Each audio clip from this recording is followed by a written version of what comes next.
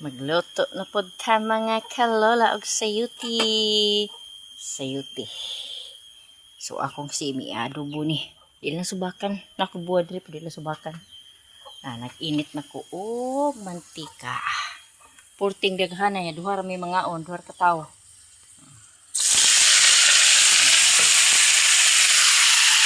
Gamay ra ba ni siya mga kalola. Daghan man. Kami na cellphone ulit na mo barog.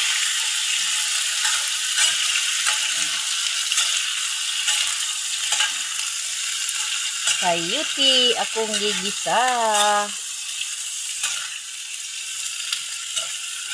Upat ra ba di kabuk gagmay kaayo. Anong daghan man ni siya.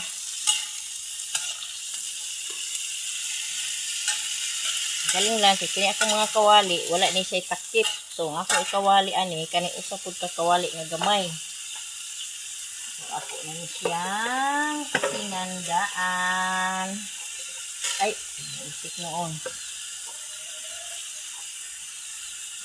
Asinan ako siya daan. Pagkunan. Lagyan ng bitsin.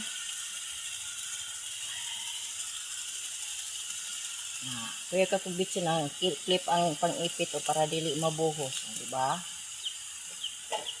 Kuman, butangan ako siya og tuyo sa verse 1. Dili na siya takos-takoson pa. Diretso na. Diba? Butangan ako siya og paminta.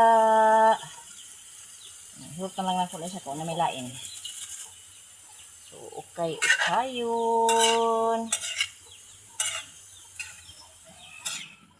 Automatic ni pagkaluto mga kalola. Wala na subak-subak. Di na ako nabutangan sa ubuad. Timplahan na lang ako inganin. Nagisado. Ukayon. Ano na mga kalola. Wala na siya subak ha. Lunlun na siya. Kuan. Oy! Hilak na nga akong baboy. Nakaluto na nga ako mga kalola. Kama ito na po sa ay inita ba niya ang kaldero ko eh. So ako sa isay na akong kaldero kay o diba? So mga kalola.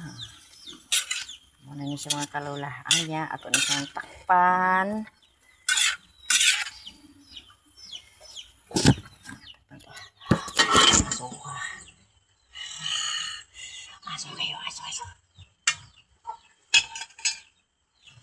Luto ko daan mga kalola kay maabot na po itong usa.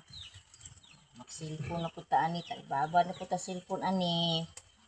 So, kuhan sa tapper. Di pa na ko ni-upload mga kalola no. So, karon kay wala man tay takip sa atong gulay nga sayuti. Sayuti. Kani, usang kakawali. Puro gagmay nga mong gamit. Mga kalola. Pag abot na ko ito mga kalola. Ay! Naghilak na ito akong baboy ba?